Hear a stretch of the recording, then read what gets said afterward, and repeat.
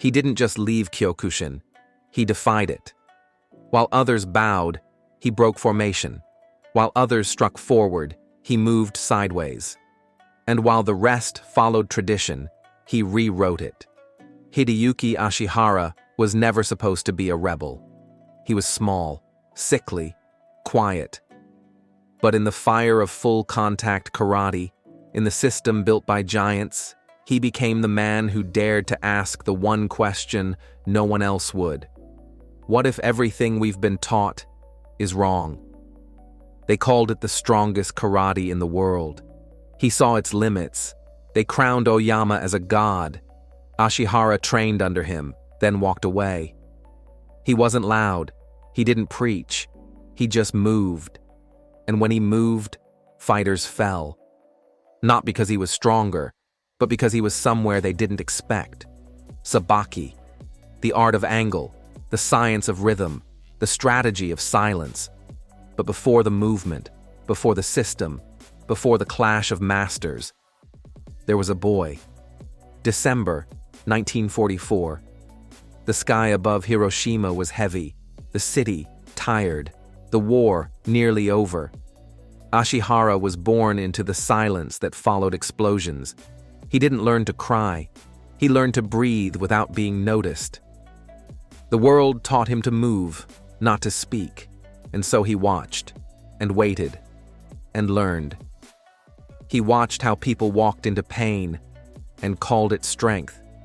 He watched how fighters stood still, and called it courage. And something in him whispered, "No. There's another way." This is not just a story about karate. This is the story of the man who broke the line, created the circle, and never looked back. If you're with us on this journey, hit that subscribe button, follow us on socials, and stay with us till the end for access to our inner circle on Patreon. In the early 1960s, Japan was rebuilding. Concrete replaced rubble. Neon signs replaced candlelight. The scars of war were still fresh, but ambition was rising like smoke from the streets. And for a young man named Hideyuki Ashihara, one name stood above all others in the world of martial arts: Masutatsu Oyama. A Korean-born Japanese karate master, Oyama had forged his reputation through spectacle, fighting bulls with his bare hands, breaking stones, facing hundreds of challengers. He wasn't just a martial artist, he was a myth maker, and he had founded something new, Kyokushin karate, the ultimate truth. Ashihara entered Oyama's world like a blade slipping into fire. He trained relentlessly, absorbing every detail, every principle of Kyokushin. The style was brutal. Full contact sparring, no head punches with the hands, low kicks that could shatter thighs, body blows that tested lungs and ribs. But Ashihara didn't just survive it. He began to reshape it. He was different from the others. While most students focused on power, he focused on angles. While they charged forward, he circled. He used footwork that seemed out of place, evasive timing that looked more like boxing than traditional karate. He saw gaps in the system, not weaknesses, but blind spots, places where movement could live. Oyama noticed. Ashihara was promoted quickly, first to instructor, then to Shihan, senior teacher, and eventually given control over the Matsuyama branch of Kyokushin. He was one of the youngest to ever be entrusted with that level of authority. Oyama saw in him potential, charisma, and the ability to grow Kyokushin's reach. But he also saw something dangerous: independence. Ashihara had a natural presence. He was sharp, humorous, and magnetic. Students followed him not just because he was strong, but because he understood. He taught not like a machine, but like a strategist. He asked questions, he demanded answers, and he never accepted tradition as a reason to stop evolving. In the dojos, His classes became popular. Fighters trained under him and began to move differently. Even other instructors noticed. Ashihara's fighters didn't just punch hard, they thought. They adapted. They used movement as a weapon. The seed had been planted. Kyokushin was built on steel, but Ashihara was about to introduce fluidity, and nothing threatens stone more than water that refuses to stop flowing.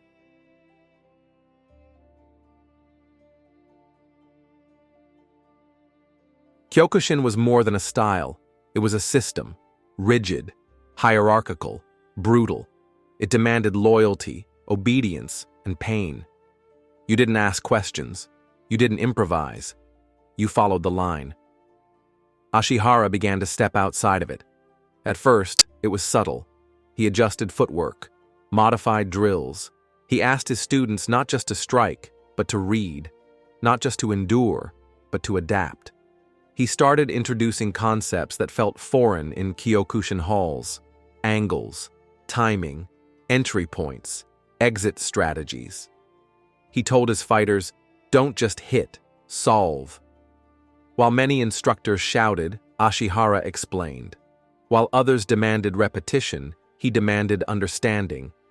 His students didn't just train harder, they trained smarter.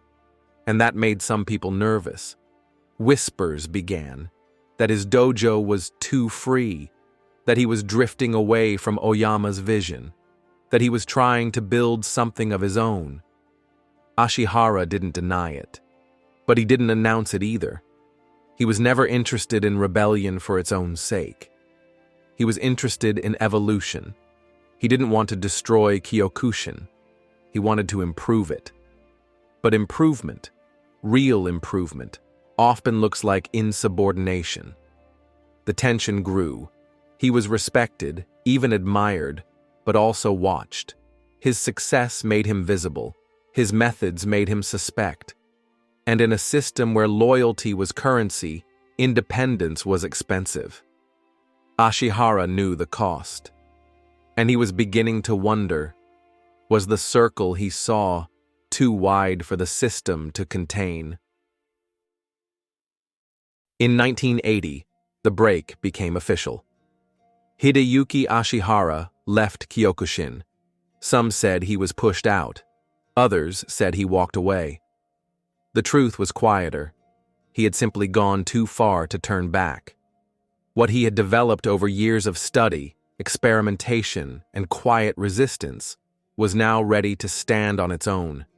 He called it Ashihara Karate, and at its core was a single word: Sabaki. To the outside world, it sounded like just another karate offshoot. But to those who trained in it, Sabaki was a revolution. It meant movement, not just physically, but tactically. You don't meet force with force. You shift, you slide, you draw your opponent in, change the angle, break the rhythm, and strike where he's weakest. Ashihara believed the shortest path to victory wasn't a straight line. It was a smart one. Sabaki wasn't a collection of flashy techniques. It was a method, a system, a mindset. In his new dojo in Matsuyama, students learned to move in circles, to control distance, to use positioning instead of brute strength. There were no kata for show. Every drill had purpose. Every strike had meaning. Every movement solved a problem. Ashihara taught with precision. He drew diagrams, filmed video lessons, created a visual language that made complex ideas simple and repeatable. He wasn't just building fighters, he was building thinkers. And people noticed. His dojo grew, his name spread, not just in Japan, but across Europe, Russia, Africa. Dojo after dojo opened under the Ashihara name, but even as his influence grew, his approach stayed grounded, direct, practical, honest. In a world of hard stances and harder egos, Ashihara offered movement, clarity, and quiet confidence. And just like that, a new path opened. Not forward, not backward, but sideways. No one expected it. Hideyuki Ashihara, sharp, agile, commanding, began to slow down. His voice weakened. His movements lost their speed. At first, people thought he was tired. Then they realized something was wrong. The diagnosis came like a blow that even he couldn't parry. ALS, amyotrophic lateral sclerosis, a degenerative disease, uncurable, unstoppable.